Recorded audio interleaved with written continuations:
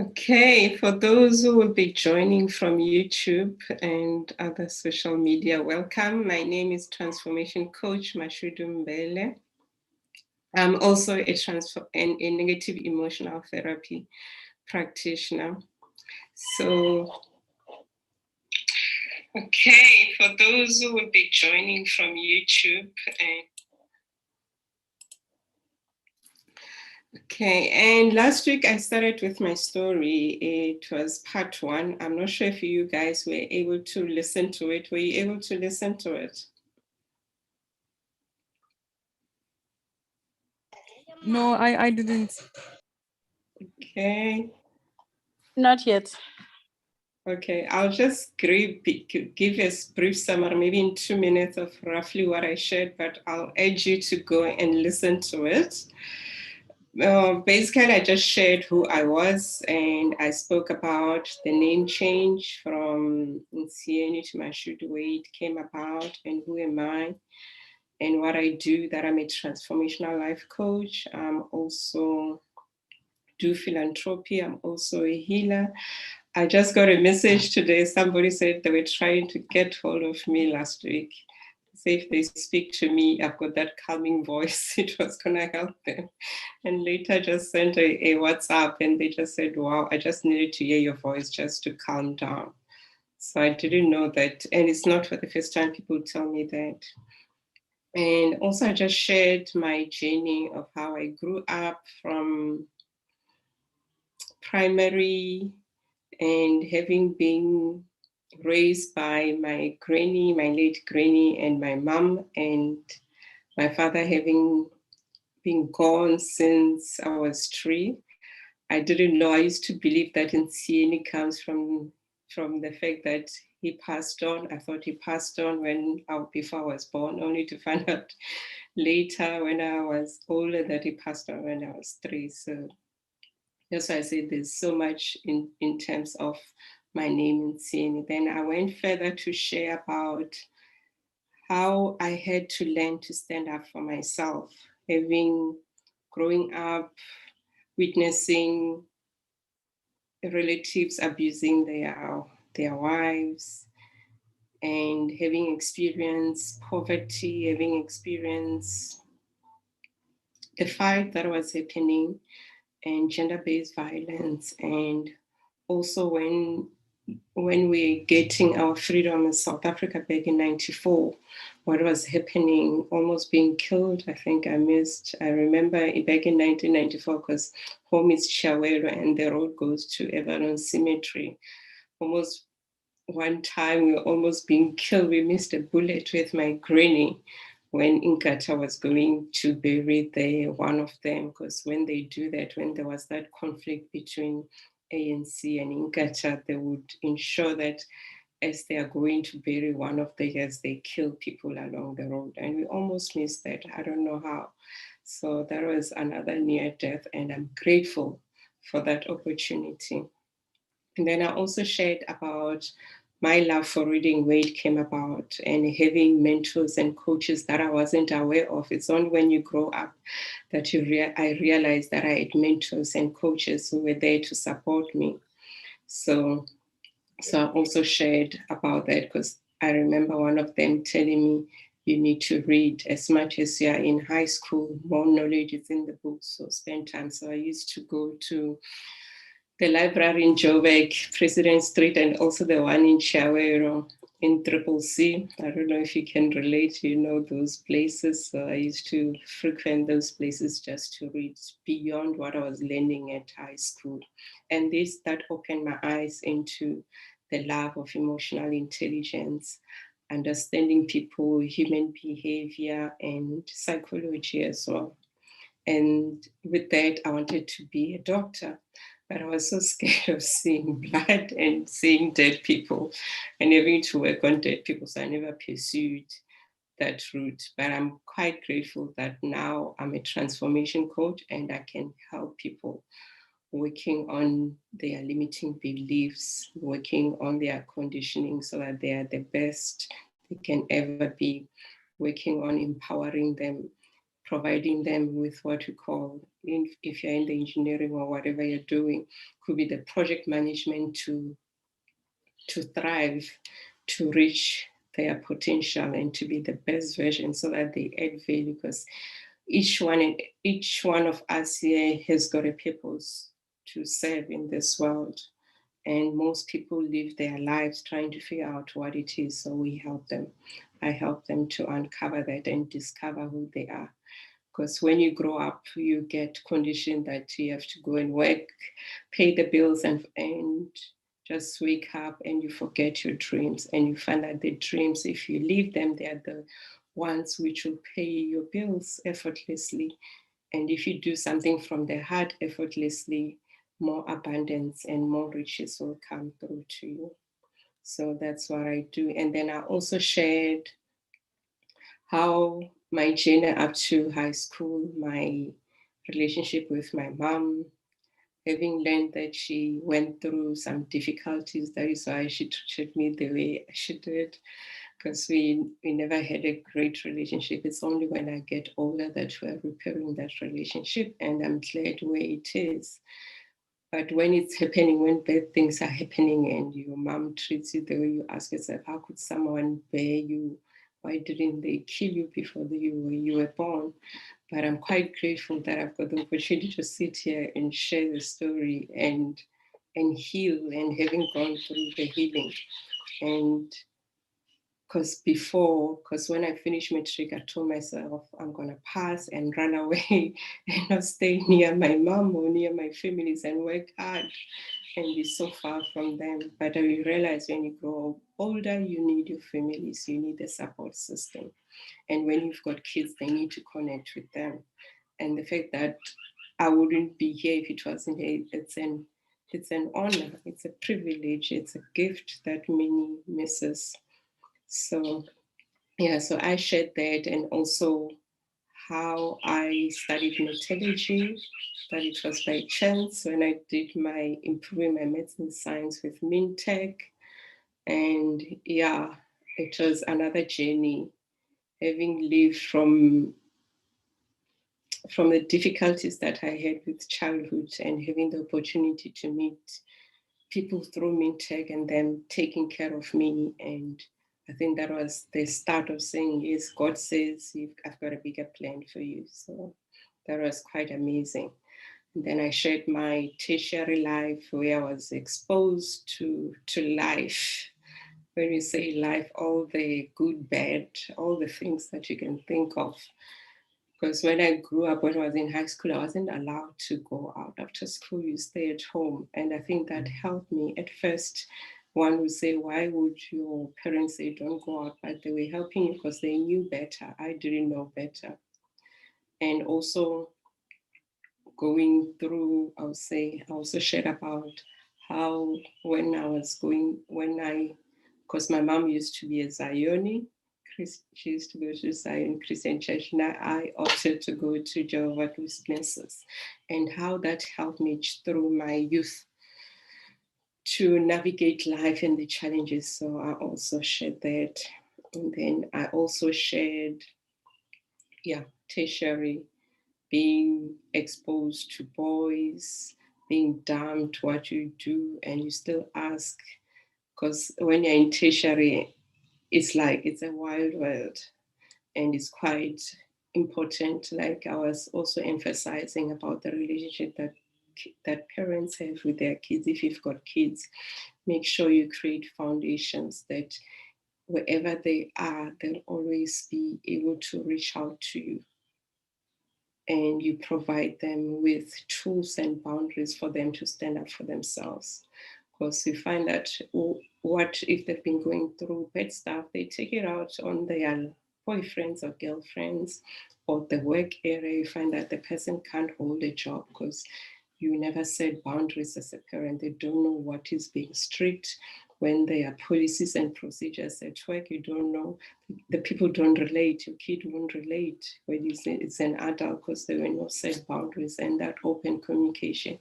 And for them to stand up for themselves and to speak up for themselves.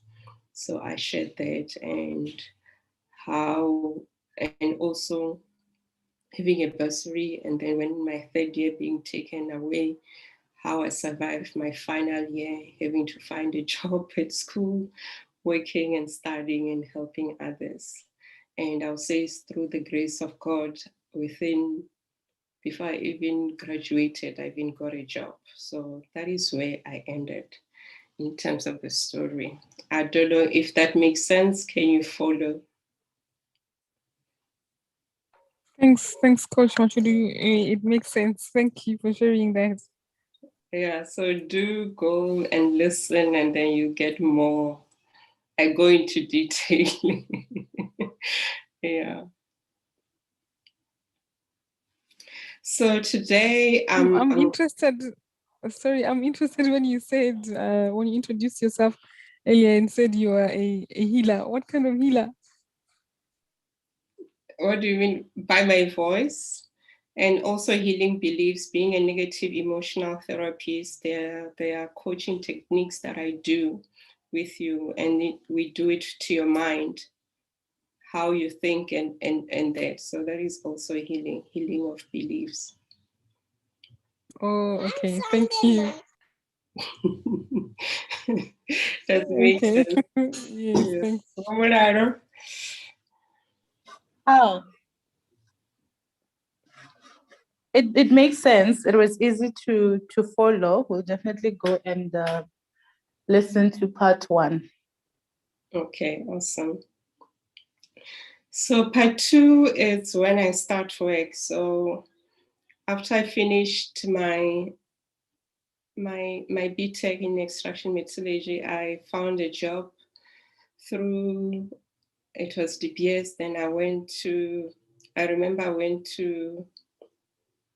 their offices in Joburg, but I was assigned in the Northern Cape. So my wish of staying far away from home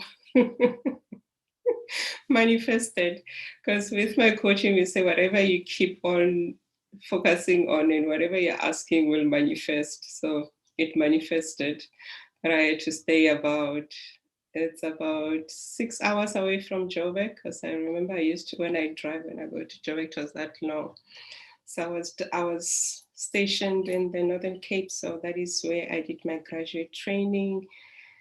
Yeah, it was quite a harsh reality, having not to stay with your closer to your support system, which is what I intended, because I said what I've experienced, and having lived in a house where there was a lot of fighting and violence, I didn't want that for myself. So it was another way of just running away from everything.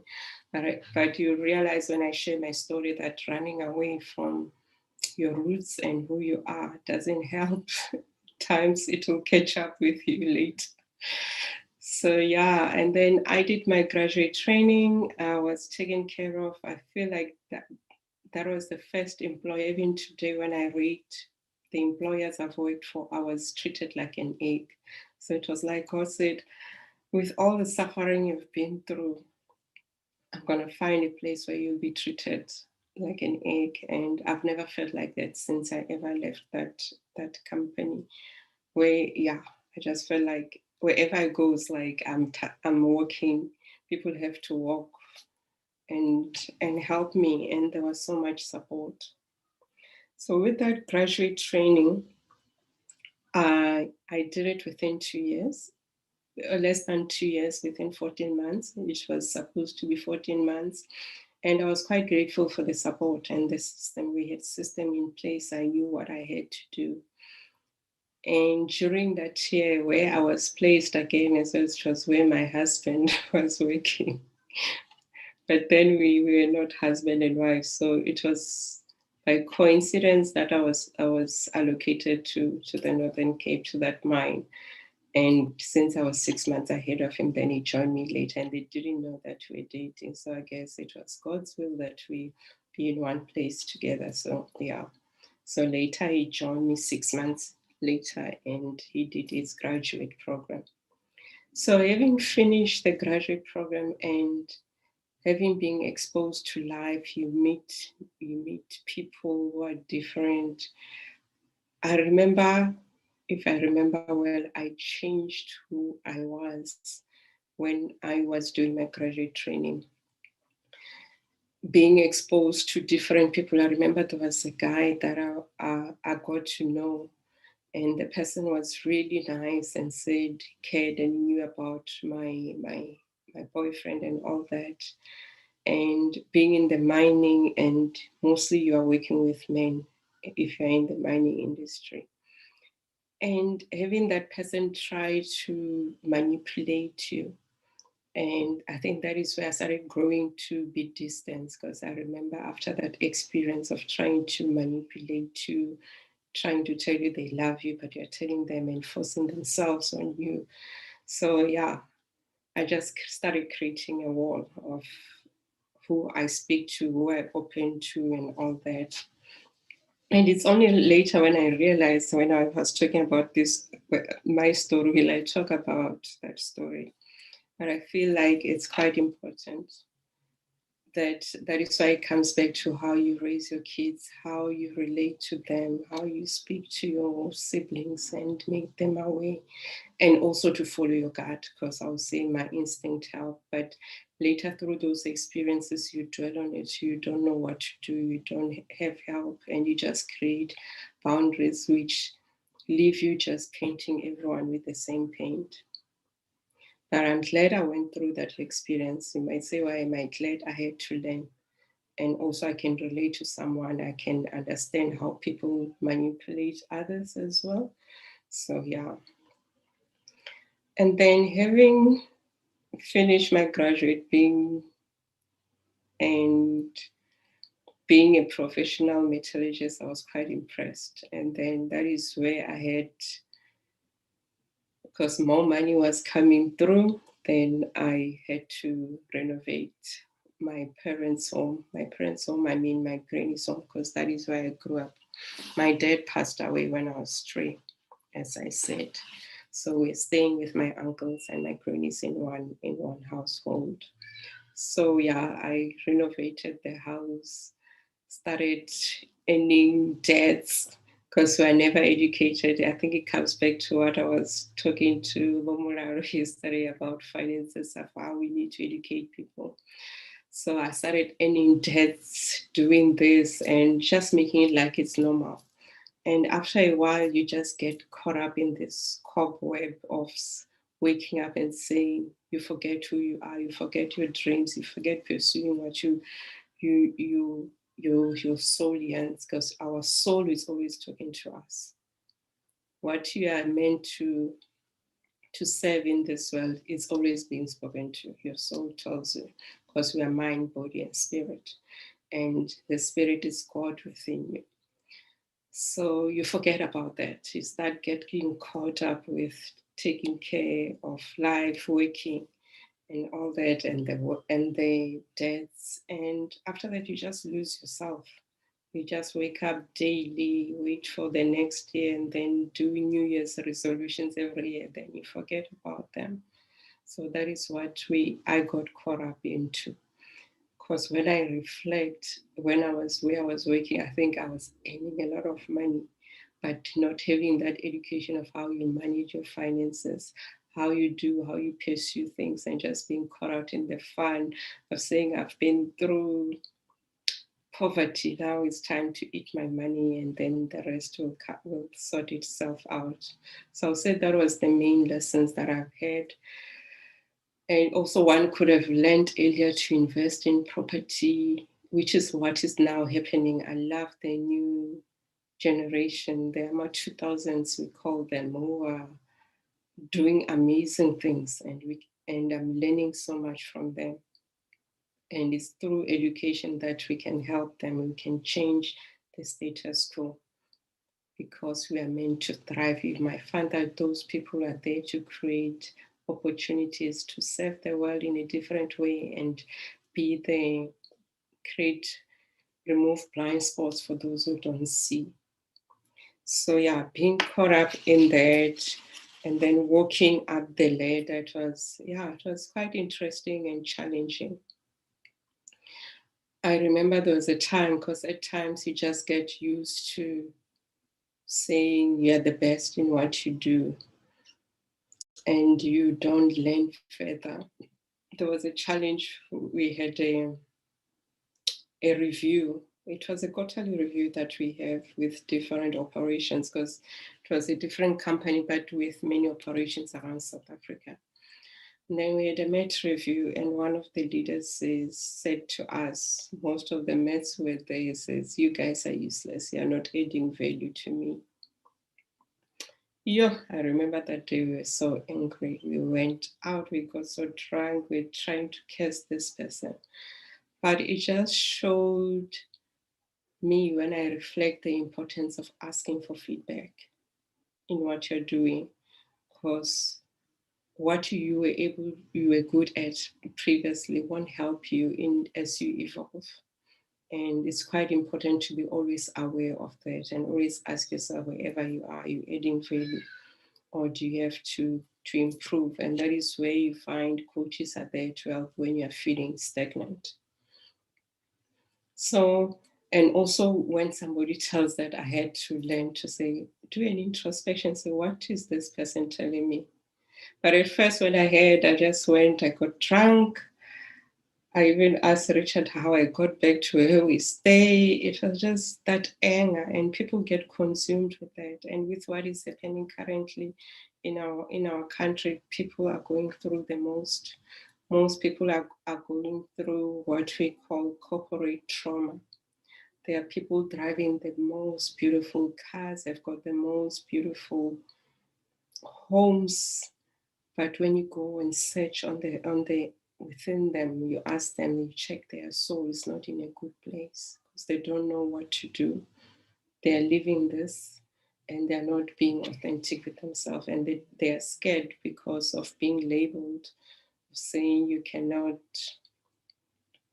be grateful of what you have, but you find that what they are having, that they have to go through to achieve that, it's quite painful. So there are people, we've got people, I always say, we've got souls who are grieving, who are walking and grieving. And it's quite important that we connect with our loved ones and we help them, we empower them, and we show them the way. Yeah, so that taught me that. And then I had to learn to go and reflect and go and ask what to this leader and say, what is it that you really need, which I didn't provide service to it. It took a while. It took a lot of swallowing my pride and going to ask. And yeah, it was for me, it was a great thing that I did, because we developed a good relationship with the leader.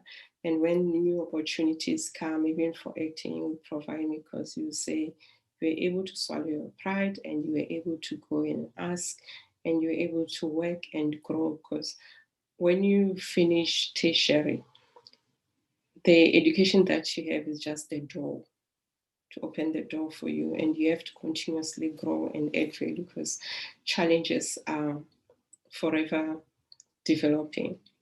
And as human beings, wherever you are there to solve a problem. So if you don't equip yourself with new skills to solve that problem, you won't be competitive, because we are competitive beings. So that is what I learned through that experience, and I'm quite grateful for that. And that has opened doors for me to ask, and to also ask and not feel stupid.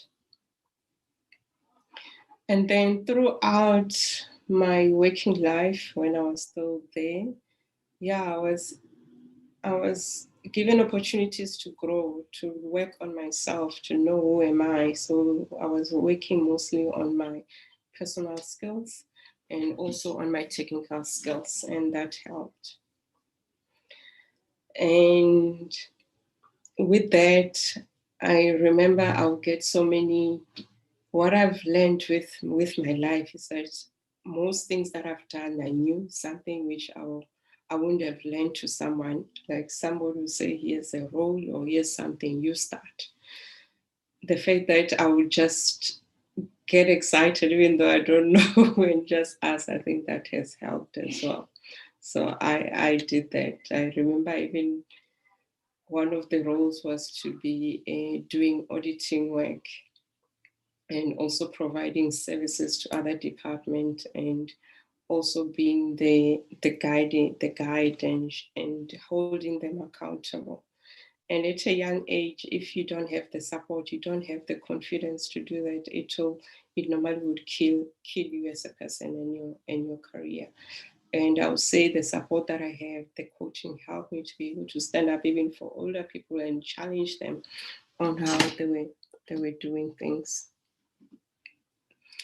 So after having worked, eating the money, being in debt, being in this circle of paying debts, and then now it's time you bring someone to life, then I got pregnant with my son. I think it was in 2004. And I remember 2 years before he even came, he always had a name. So it was quite amazing. So we're busy manifesting this person who chose to come to me and that I birthed him.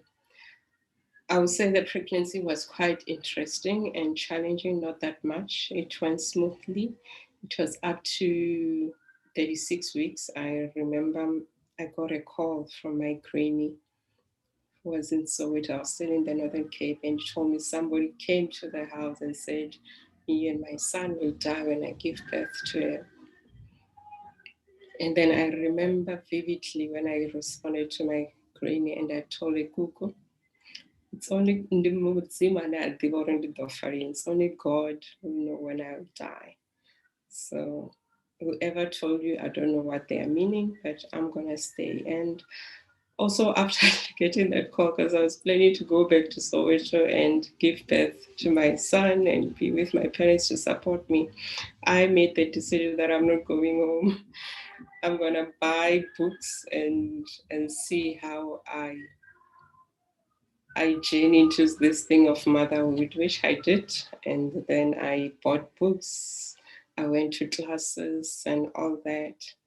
But the beauty is that, how old is he? 16 years later, he's still alive. I'm alive. So it's only God who know when you're going to pass on. Not anybody can just come and tell you. And if you believe in God, you'll thrive. But it was so scary because what I know with when you're pregnant, it's quite a precious time, and you need so minimum stress, because whatever you dwell on, even with transformation coaching, because when you're dwelling on fear, it will create neurons within your body and you create tumors if you're not releasing those. So I don't know how I survived the last 2 weeks before I gave birth to him, not dwelling on this fear of being told I might die. I just believed, I had that faith and said, God, and daily I would tell myself, God, you'll tell me when it's my time to leave. So as I say, okay, seeing to go is journey. So it's important, your mindset is important in everything that you do. So it's quite important. So I gave birth to Ntutuko. This is not the Ntutuko that I'm talking about. It's another one who just joined in now. So I gave birth to Ntutuko. The birth process was fine. And even the hospital that I went to, I remember it was Mediclinic. Even today, I still say I've never received the best service ever when it comes to the hospital. They really took care of me. They taught me how to breastfeed, how to take care of my son, how to do things. I remember I was bathed for 2 days with my daughter. That wasn't within a day. I had to go and bath myself. I had to do this. So I still believe that that was the best experience. And it was quite an honor that even when you have your first child, you go through that. And they made sure that the experience was effortless. So yeah, and then my son was born, and then we had to have someone to take care of him. We had nannies, and I had to go back to work. I think it was after 4 months, but even the first day of just leaving him was torture. And the beauty of where we were working is that we will have lunch. So it wasn't far away from our home because it was in a mining town. So you can come back during lunchtime and breastfeed the child or just spend time with them. And what I loved, which I learned from them, it was to learn to hug. I never knew how to hug because I never received hug. So when I was still growing, so it was something that I learned because I even can visualize the door when I stop packing my car, and then I'll run and they'll just sing with these open arms and say, "Mommy, I missed you," in his own language when you are still small. So there are things that we learn from our kids. Like I'll challenge you as well, Desiree. Find out what is it that you have learned from your kids and document it, and how it has changed your life. Because kids are there as gifts, they're also there to transform us and to also find more about us and to discover ourselves more. Even as with relationships, relationships are there. We normally attract who we are. And when you get annoyed with the person that you have attracted, is something that you need, which is showing your shadows that you need to heal, that you need to work on. At times, people, except if it's violent, you have to leave the person and move on. But at times when you're just challenged, this person is annoying with, what is it within you that is annoying that this person is reflecting? So relationships can be repaired, they can grow. It's the choice that you make daily with about your relationship. Because when you're meeting someone, the first few months there'll be those hormones exciting, and over time they wear off. So it's a daily decision that you make to choose to say, I choose this person, I appreciate this person. And it's a choice that you make and say, I know this person and I'm going to make this work. Because relationship is about companionship, is to say, I'm going to continue growing this companionship with that person. So yeah, I just wanted to share that on that issue. So after my son was born, yeah, having nannies, and I was staying with my siblings. So my siblings joined me the day I was discharged from the hospital. So they stayed with me, my brother and sister. So I took care of them until when I came here to Richards Bay. So my brother left, so my sister still stayed. But that helped. I think that was what I needed, being far away from home, having someone, having them so that my son can have someone. But it created a lot of responsibility because he had to care for 3 young people who were a bit older. 2 were older and 1 was young. But it was a challenge that I took, and I'm grateful for the lessons that I had from them. And yeah, so we grew, the kids, they grew up, life happened. And then after that, in 2006, we got married. So we had a white wedding with my husband. So yeah, the white wedding was interesting. It was to plan, being in the Northern Cape and having to plan a wedding in KwaZulu-Natal. Yeah, it was quite a challenge, driving 12 hours almost every month planning for this wedding. But the beauty is that I had another support system. I was introduced to another lady called Leisha through her husband, and her husband was my husband's friend. So she helped to organize the wedding, and I would say 80% of it. So everything was so effortless. So the decor, I remember we drove to Durban to find the lady who's gonna do the decor in Ulundi, bookings, and then clothes that were done in Joburg, and some of the bridesmaids were in Joburg, were in Durban, so they were all over. But it was a great project to do. And through that, I learned about different cultures, my culture and Zulu, and my culture of Venda and Zulu. and how we differentiate. And also, I think even my stubbornness, because I'm stubborn. I know people say I'm quiet, but those who are close to me know I'm stubborn. If something I don't like, I don't go with it. I stand my ground, and I don't even feel pity about that, because if I do it, if I go against it, I'm gonna resent myself, and that is something that I don't like doing. So yeah, with the wedding, having to organize, being in 3 places, so it was like a triangle, Northern Cape, Joburg, Nkandla. So yeah, it was like a square. But everything went well. The wedding went well. My friends came. It was only after the wedding. We're supposed to also, on the wedding day, we're supposed to have what we call Mabo, that is where you hand over the gifts, and we couldn't because it was late. And yeah, we had to move it to the next day. And it was so sad for me that my friends couldn't be there because they had to leave. Everyone knew that the wedding was one day, and then it ended up to being 2 days. Even the photographer wasn't there. So I don't have lots of photos of the second day, of the day of giving gifts. But it was quite an honor that people came all the way from far. I think there were over 300 people who came, and the love that they gave. Yeah, it was quite amazing. Yeah, then marriage life started, and then that is when I always say if you're dating someone, you don't really know them that much.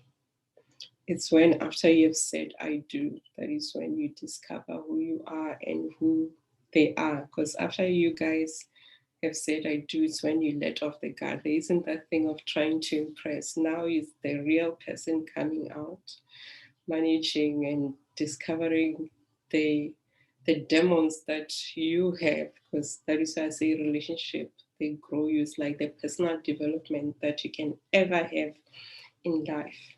So relationships takes out the demon in you, takes out the good in you. So you see the good and the bad side of yourself, and you have to grow and heal some of the things that you are not aware of. And then that is where you go and find help. If you acknowledge and say, I cannot do it on my own now, I need help. So after my marriage, I discovered that I've got what we call father wounds. That is the inner wound. That is because I grew up without my father. Even then, that he died when I was 3, and my father also was married by that time. And I remember also, even after my wedding, my uncle from my father's side called me and said, "We're inviting you to your dad's unveiling in Venda." And I'm like, what? I just got married yesterday. What do I say to my in-laws? They don't know you. Have never came and introduced yourself to them. And I told them I can't be part of it because I just started a new life. So we'll discuss later. It's only a year later that I went to go and see my dad's grave because I didn't know which was and where he was buried. So with uncovering who am I, starting life, like I say, you normally discover who you are, you let your guard down. Then I discovered I've got father wounds because at times I'll be so irritated with my husband of not doing things, and then that is when I learned. It's only later in the years, I learned what I was doing, because then I didn't have knowledge. And even today, I still ask myself, how did this guy stand me? How did this guy endure all this that was happening? Because he will do something, I'll just get angry because I'm yearning the father figure who I never had. So I'll move between saying this guy is my husband or my boyfriend, and then to this guy saying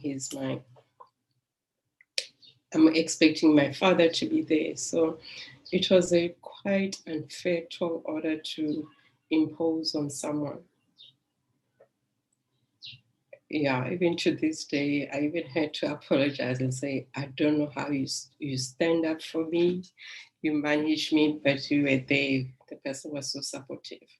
And it just shows that God will give you people who will be supportive. Even when you are going through, hey, why they're there and they're still standing. And it has been how many years? Being with him is 21 years, and this person is so supportive. Whatever you do, he says, it's always doing. Even when you're angry with the person, they do understand, and then they leave you. And then when you have cooled down, they remind you and say, yeah, this is what you did, but they still forgive you. So I'm quite grateful for that. So yeah, father wounds do come up as well if you are married and if you are in a relationship. Even when you're growing up, you don't have to be married. You might be projecting that loss of not having a father figure, because normally girls they've got a strong bond with their fathers. And then they love someone more than they love someone a lot like their father, because they're their first love. And then with boys, it's their mothers who are their first love. So if you've got girls, also there is mother wound as well, which I also suffered for quite a while. So with the father wound, I remember I discovered, because I went to this coach and I was saying, I'm trying to discover who am I? What do I stand for? And my name, with my name as Ofunsini, I never liked using it. And also coming to Northern, to KwaZulu Natal, people say, and then it just created that uncomfortable thing of saying, what name do I use? So that is how the name Ketu came from my husband's side. That's why I also use Ketu. It's a beautiful name of saying you're the chosen one. And it's a stamp of saying you're chosen by this family and we love you. And I'm quite grateful for that. So yeah, I went to this coach, then I started working on my beliefs and also learning to meditate and getting hold of the inner child, because each time I have agreements of my husband didn't do something or he didn't react on time because I'm expecting my father to have done that. It's that inner child, and everyone has got what we call the inner child within you. And it's quite good. You need to give a name, because there are times when you just act like a kid. Even if you see your kid, you want to act like a kid. To reach out to that person and to fulfill that person. If you are not making that person, so do things that your inner child wants. Because as much as we are growing in terms of our bodies, but the child will always be there. It's a person that brings you life, and then you do the stupid things, and you see on social media people doing stupid things, and you say, not stupid, but to you, it might look like it's stupid, and say, why are they acting like a kid? But they just bring out their inner child. They're trying to nurse that inner child. So I learned that I was projecting my father wounds there. And also when I look at my relationship when I was in tertiary, if you listen to part 1, you'll hear about the different relationships that I was in. And when I analyzed those relationships, those guys, I just took them as if they have to fill this father figure, not the boyfriend or that thing. So it's quite important that you heal. So I did meditation with the lady. I had to do journaling, and it helped. And each time I feel like I'm missing my father, I know I can just meditate and just connect. And yeah, it's quite amazing just to heal from that. So you might see people doing crazy things, maybe going out with sugar daddies or doing that. It's quite important we don't judge. We don't know what their childhood they went through, what they are yearning, what those people are feeling in their heart. So that's why as you grow and you start to unlearn things, you learn to judge less. Because when you understand the other person's perspective, like their story, it makes you realize that even your story could change them, could also heal them, and you could relate with them. So it's quite good not to judge and just understand the thing that you can do is to create awareness and be an ear to listen to, then you can refer them to other people. So I know there are crazy things that are happening. We see women doing crazy stuff. It's not them, it's what they've been conditioned, what they were going through, and they are asking for help. They are yearning for that love. And the moment you learn to love yourself, because with the coach that I had to learn to love myself unconditionally with my flaws and not worry about being judged and all that.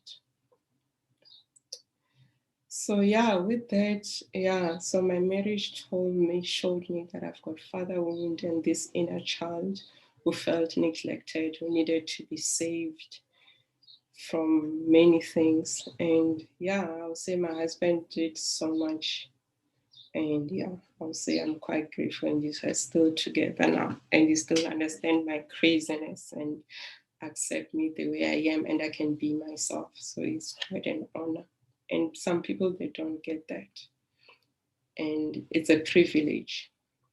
But when you see such things, ask those people to go and speak to someone, speak to a coach who will help them to uncover themselves, to discover who they are, and to help them heal, because there are techniques that coaches will help you to deal with your inner wounds, your father wounds, and all that.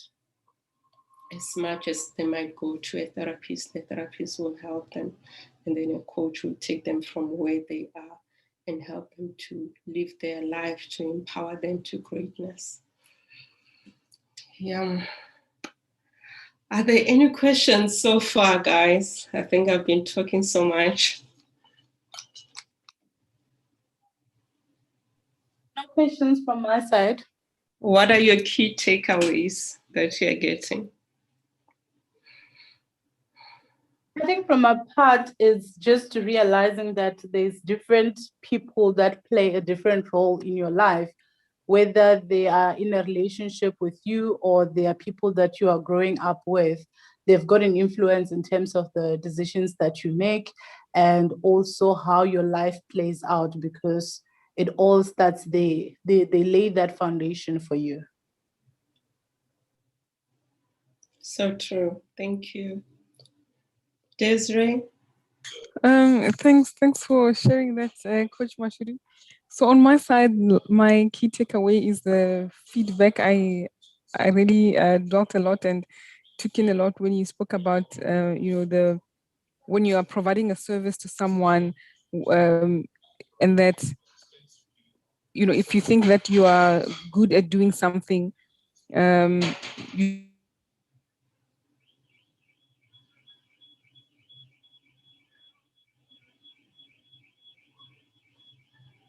Oh, I've lost you. Are you still there?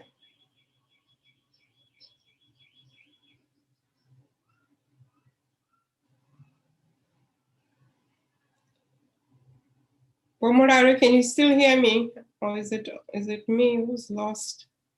Yes, I can hear you, but I cannot hear Desna. Okay.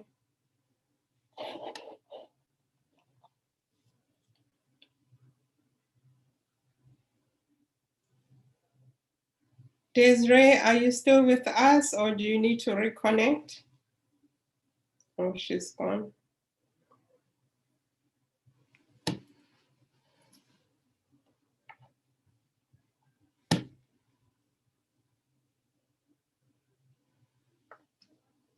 Okay, let me just wait for a few seconds. If she'll redial, then I can continue.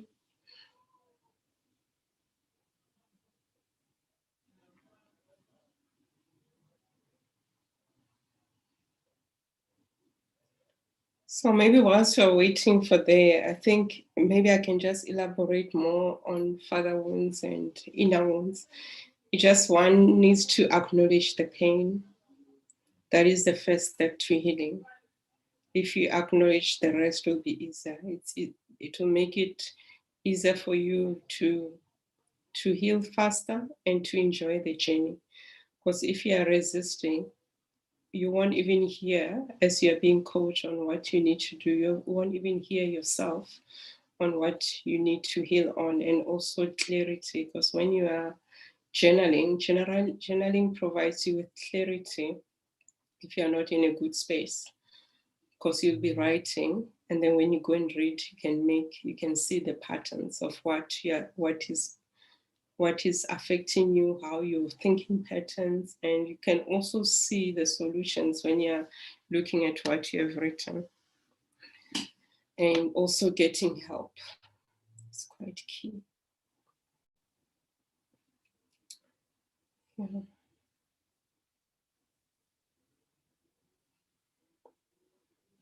I'm not sure if she's gonna come back, but I think we can carry on. So having dealt with the father wound, I think it was quite liberating, because I was not also projecting, because when one has got father wound, you project them mostly on the male figures that you have, and you just see people acting differently, and you just become resentful, you lose your temper when you speak to them, because you're looking for that acknowledgement, for that love, and for that validation. So when one sees that, just look at your thought patterns, what is really happening, and ask for help. And help is always there. And there are people who are always there to help.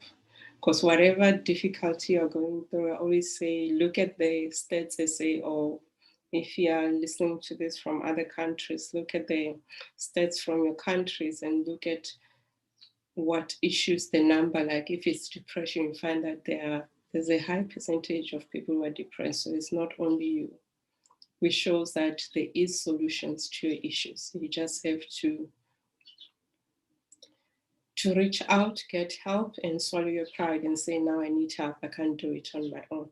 So whatever you're going through, someone has gone through it, and you're not alone. So you find that you get help with what you're going through. And then the other one was that I also suffered from, it's, I would say, self-sabotage. And most people will suffer from that. And we feel like we are not good enough. The reason I say this is immediately after we got married, we told ourselves, now we're going to move on. We're going to live where we're staying, because where we're staying, everything was paid for.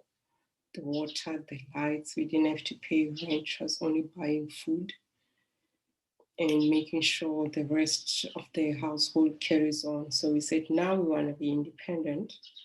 Let's move on and go and get our own house. So we left, we moved to Rustenburg, and we started working for a new company, and we bought a new house. But even that experience, even today, I think we are still living that decision even today, which has been 13 years later. So after the wedding, then a month, we resigned, then we moved to Rustenburg. And when we moved to Rustenburg, it was the start of seeing the harsh realities of life.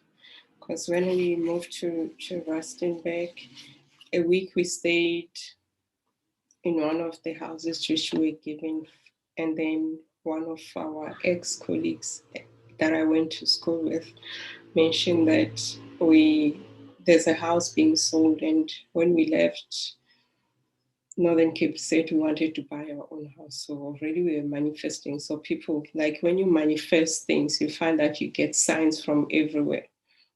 So this guy called me and says, there's a person who's selling a house, come and see. So we saw the house. The house was what I always wanted. And with that, we fell in love with the house. I think we went 3 times to view the house, whilst we even before started working for this company. So we went to view the house, we were happy, and we signed. So a week after signing, which was when we started working. So what I learned with that is that after we started working, within a day, I wanted to resign after arriving. And I went like, oops, we've signed an offer of purchase. We're going to stay in this house. So we have created commitments. Now you cannot run away. Where are you going to work? So within a day, I just wanted to leave because we're not welcome. Our leader didn't know about us. Because when we went for interviews, we went to head office and then they allocated us to this different section. So the guy told us, we know nothing about you, but I see you're in our books. I wasn't informed that you're joining my team. And we're both reporting to the same guy because both myself and my husband were metallurgists. So it was quite painful just to start on a new job being told that. And then now you've signed an offer of purchase and all that, and not knowing the law and the legalities that one could have. We still have got, I think, 7 or 30 days to just cancel the offer. But I think the day that we went, it was already late, and this decision has been made, and then now we have to make peace with what we were and being stuck. So that is why I was asking you, Womolaro, how do you feel being 30? Because I was 30 then. For me, it was the year where I felt like I had midlife crisis. I felt like the world is turning over. It's like the world is ending in my perspective then. So having a house that you're going to move to and then having a place that you don't like, it was quite terrible. For 2 months, we shared an office, we shared a computer with my husband, and they were paying us daily. So one was waking up for 60 days, almost 60 days, waking up to do nothing because someone doesn't have a plan for you. So it was quite painful. Yeah, it was like, why did I leave where I was working? Because they even asked us, they say, why are you leaving, guys? You were an asset to us and you were adding value. So the house that we bought is still there. We've been struggling to sell it because the moment we sell, we get an offer. There was the Marikana, and then someone would sign the offer of purchase, then it will be approved. Then later something happens to how they are working, they lose their job. So we still have got the house even today. And that house, we've had so many challenges, having a tenant who stayed for 6 months without paying, we still paying the bond, having to learn about the tribunal law, how it protects the tenants, having to exposed to sheriffs who send letters to the tenant and the tenant threatening to burn your house, and being how many hours, I think almost 10 hours away from the house, so not having in control. So we've learned so much from that experience, and yeah, it was quite tough. And when that happened, I remember my husband was doing his MBA and we paying for that MBA because the employer didn't want to pay. So he had so much debts and you just had to survive and manage this challenge, going to work, having someone who's studying and not having exposure to someone who's studying, because when they're doing an MBA, that's why they call it a divorce course. Anyway, we survived it. We had to come up with ways, me and the kids, just to survive. And I remember we had to even create dates, book to see him, because he was forever busy, having to be working, studying. It was quite a challenge. So that experience taught me that it's quite important to do your homework, to learn and to make decisions, informed decision, and not just making a decision because so you do your due diligence, you do your risk management that one has to do. So that is what I learned today, and also having to make peace that this house there still doesn't want to go. So I don't know when will it go. So it's still there. But it's quite important. Don't be fooled like when you're with your estate agents telling you this, follow your gut. Because I remember when with that period, there was something say don't sign, but we just continued signing. So following your gut is quite important. So that is what I learned as well. And having been there, because I was still staying with my siblings, it's only after a year later I learned that, because I was working shifts, with that 2 months of not having anywhere to work, not being assigned to do something, I met my late mentor, who was busy doing commissioning, and said, you can come and join my commissioning team. So I was working shifts. So having working shifts, it brought its own disadvantages, because I was mostly working 12 hours, and in projects, you even forget, you just rest for a day or two and go back to the project, because we need to make sure the plant is running. And I learned that during that time, our nanny was busy abusing my siblings and my son. He would bring her boyfriends, and would make my siblings clean the house and tell them she'll hit them. It was only late after a year I learned about another nanny told me about it. It was so painful. So when you're with your troubles and going through challenges, so with that, you forget what is happening in the house. And being a quiet person, I think that experience taught me to be more involved, asking kids how they are.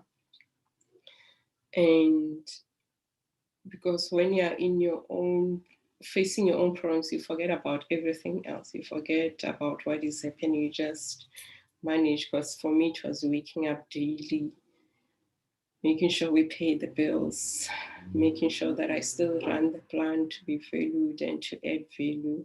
And you forget the other things. And when you get home, you're just tired, you're a zombie, and you're depressed, because that is where I was introduced to depression medication. I was so depressed of what was happening, saying, why did I leave my old job? Why did I come here? Why did I buy a house? Why did I do this? So there were so many whys. And I felt like I was losing myself. And at night it was hard to sleep, even though I was working shift. Because when you work shifts, you're really tired. But I couldn't sleep. So one had to get sleeping medication. So I started taking sleeping medication. But that day I became a zombie. So I didn't know whether I was coming or going. So that was quite a challenge. And with that, that is why I said I reached midlife crisis. I'm like, I don't want to do this. This is not meant for me. Then I did my research. I found different, what is this? People who do tests when you are starting a job. What do we call them? I forgot the name, but I had to find one. So I found one. I went to do the assessments and asked them, I'm tired of what I'm doing. Can you tell me through the assessment what am I meant to be? So I didn't know that by then there were life coaches who can help you to discover who you are. So I thought myself, if I do the assessments will tell me what I need to do. So the assessment, I did them, and they still show that I'm an analytical person, a technical person, but person who love working with people. So the lady, we had a session with her and says, this is what your results are saying. What is it that you love? There are different options you can do. You can follow, can go back to school and study HR if you want to, or psychology, or you can continue with the status quo of working, or you can do something which works with people. So I said, no, I can't go back to school. I've got a child who's 4 years old. My son was almost 3 years old. I've got a house that I have to pay bills, so I'm stuck. So I couldn't pursue that, because I said to myself, there's no way out. If I knew better then, like I know now, I should have just left, because then I wasn't informed. I didn't have the right knowledge that everything that you desire in life you can pursue. You shouldn't let the current status quo determine and create excuses. So what I did with that situation was creating excuses and not rising up to the challenge, which is what I was supposed to do, because life would have been much better. So I just continued working, just working shifts, living the life, not being aware what is happening in the household, because I was never there most of the time with the kids. So yeah, that was quite sad. I think even for them, it created trauma. Because for them to have told my new nanny about it, it just showed that they went through different traumas. And being done by someone that you really trust, we say it's a nanny taking care of your kids. So yeah, that was quite sad. So with that, I just carried on working, looking for jobs. Then I contacted my old employer, and then they interviewed me back, and then I got a job in another operation. So I had to leave the kids and hubby and go and start working in another province, which was in the Free State. So I left them. So I used to come home on weekends.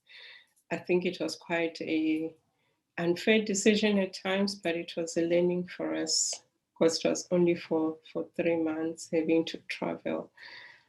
And I remember one day, if I say God is always with me, yeah, I can never say that enough. I was driving from Rustenburg to Voorspoed to Kronstadt, which is where I was working. And I was driving my silver car, which was an Audi. And all of a sudden, I see a red car with a lot of men. Each time it was on the, what is it? Is it the one to Bloemfontein? Is it the N, not the N1? Is it the N12, if I'm not mistaken? The N12 to Bloemfontein. So I'm driving. Officer, when I overtake trucks, this car, it's following. When I slow down, and I look, it's only me in the car. What do these guys want? But I started getting scared. But I said, even though I haven't done defensive driving, I remember when I was in the Northern Cape, and then I'll come to Joburg for business trips, and I land in the evening. When I'm in the evening, I just drive like a thug. How I land, it's what I see on TV, so that people won't see that I don't stay around. So yeah, I started driving like a thug on that day. And then when I was near my turn off, something said, don't indicate, and the car was so close to me. I just swerved. And after swerving, the car couldn't turn quickly. And I could see after a while they stopped and were like, oops. But I just felt like, wow, that was a great decision to do. So it was quite a scary experience. I don't know what was going to happen if they followed me, but I'm quite grateful that I managed to run away from that. So with that 3 months having to travel, it was quite difficult for the kids. But for me, I learned and I grew because most of the time I'll be studying, connecting with other people, and just finding me. But I know for the family, it was quite unfair for a small kids who were not there. But I'm still grateful for my husband that he took care of the kids. And then after that 3 months, he came here to Richards Bay. Then I joined him 3 months later. So yeah, that is what I learned, but I feel like just ending it here, unless you still want to listen. I see we've got Ntombi Zodwa. Welcome, Ntombi Zodwa. Hello.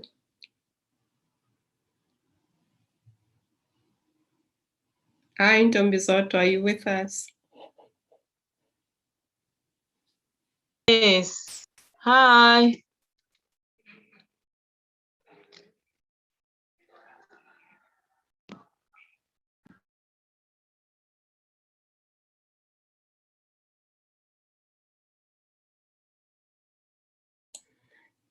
No, I was saying welcome. Are you following the story?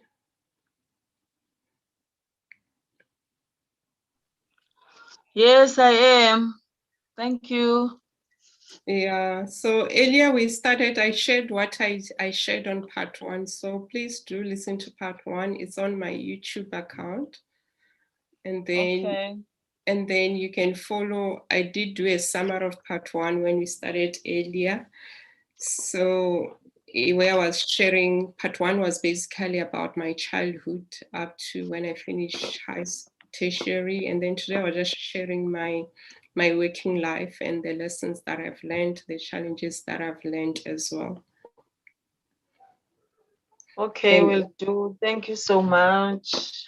Yeah, and also I shared about father wounds, inner wounds that one suffers from.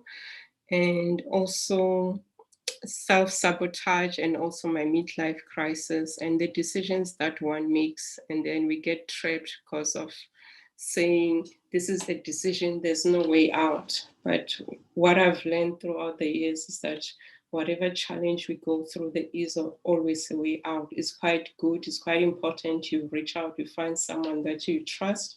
If you don't find that person, you find a coach who will help you to open, because those people help you. Because when you're faced with a problem, you just look in one place. It's like being riding a horse, because when you're riding a horse, it has got that thing, they call it I don't know what we call it, for you to focus in one place and focus on the road. But if you've got people that you reach out to, they'll help you to open your eyes, and you see so much possibilities, because there's so much possibilities in our lives. So yeah, with that experience, having to be not being with the kids and having to learn what has happened to them, being abused, yeah, it was quite hard. So when I heard the news, I felt like getting on a bus or on a car and go and confront that lady, but it was not worth it. But that taught me to learn to be present with the kids, to learn to listen to them, to listen to what they're saying and what they're not saying, being present and loving them, and continue to hug more, because which I didn't know, thanks to my son, and learning to hug more and being present and navigating life. Yeah. So what I've learned with the past part 1 and part 2 that I've shared, it's about resilience, it's about hope, it's about faith. That if you've got a strong faith, anything can happen, and we shouldn't limit ourselves. And it's quite important that we listen to our gut. That is a sixth sense that God has given us, which we never listen to. And at times you might be going through challenges, and those challenges are just, it could be that you are in a wrong place that you don't want to listen to, which has happened to me, which I'll share in another story. It could be a sign of saying you're not meant to be there, but because of the baggage and the things that you need to do, you feel like you cannot like elope. Like eloping is like having two people who everybody's against them loving each other, then they elope. So you can elope in your situation. You just have to trust yourself, trust your God. And it's quite important that you know what is your purpose. And to discover your purpose, you need to know what does your soul yearn, and what also do you need to fulfill that purpose.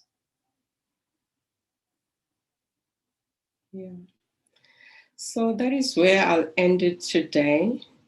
Are there any questions that you have for me, Gomoraro, Ntombizoto? I know you joined us later. Other people joined in, and yeah, due to technical glitches, they couldn't continue with us.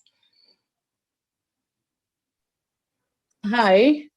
From my side, I don't have a question. It's just a comment on how you mentioned 30 and midlife crisis, because most people my age are turning 30, and some would be sending me messages about how hectic it is, or how they're scared, or what they think is going to happen on their 30s. But for me, I'm just like, this is where I am supposed to be, and I'm going to embrace this moment and do my best.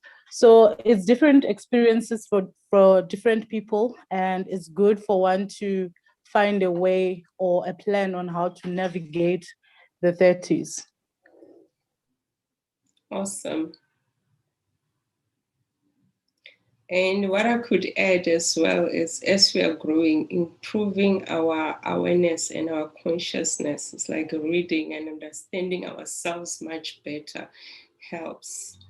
And also having to know what are your boundaries, what you stand for. Because in the 30s up to 40, that is when you discover things that you have to unlearn. That is what I've learned from my experience. And some people it might happen at a later stage. For me, it was discovering myself, what I stand for, what are the beliefs that I've learned, what are the conditioning that I need to do, the rewiring, and those questions, because you are always having those questions, and how you navigate through life, and being true to yourself and never doubt, and just go for it, because it's where you also find out what you stand for, what you need to do on this earth. And you might find people will go like, really? And it's those people who have not discovered themselves and they are yearning to be you. So what I would say to you, continue being yourself, continue discovering yourself, continue adding value wherever you are. And you're destined for greatness. And I love your journey that you're currently going through, and what you're doing to the world, to the society. Is very empowering. And continue doing that. Thank you. Yeah. So to those who might be listening to this part 2, I'd like to hear your reflections. Please do share this recording. It might touch someone. It might be the message that I've shared might be a message that someone needs to listen to. So do share this video and also subscribe and also comment. I'd like to hear your reflections. So next week I'll be talking. So I'm left with 2 parts. So next week I'll be talking about the mother wound, and also being a mother, what I've learned through being a mother, what are the lessons, what are the trials and tribulations that I've had. Even kids getting sick, which is something that you are never ready for, and how I navigated that, and the lessons that I've learned. So in part 4, I'll share, which will be the final part, I'll share my being a coach, the transformational journey that I've had to go through for me to be a coach, and what I do, what I cover, and all that, and exciting techniques that I do. And I think on part 4, I'll share one of the techniques that you can start using to help you navigate through your life, and to help you when you are distressed or when you need to center yourself. Because throughout, I've been talking about that you need to know yourself, you need to connect with your soul and what it tells. For me, I do that through meditation and through prayer. It's a ritual that I do every morning. And if I don't do that, I feel out of balance. So that is how I ground myself. Because with what is happening in the world, people, when they wake up, they just go to their social media, they go to their phones, and they forget to ground yourself. Because if you don't do that, the world is going to dictate how you're going to run your day if you just go to them. So it's quite important to take care of this relationship that you have, because most of the time you are with yourself. You might have people around, but you're in this body that you need to nourish, and you need to manage, to be able to manage the thoughts that you have, the beliefs, and create new habits that can better you and be a better person. So I'll be covering that in part 4. So I'm looking forward to hosting you in part 3 and part 4 as we uncover me, as I remove the layers, being vulnerable. And it's something that I never thought I would do, but I'm glad I started this journey of being vulnerable, sharing my story, because I know it will heal someone, it will empower someone, and it will add value to someone. Thank you. So do subscribe. That's me, your coach, Mashudu. Thank you so much, Muraro, for joining in, and everyone will be joining in on the live recording. Thank you so much. Enjoy the rest of your evening. Thank you very much, and enjoy the rest of your evening as well. Okay, thanks.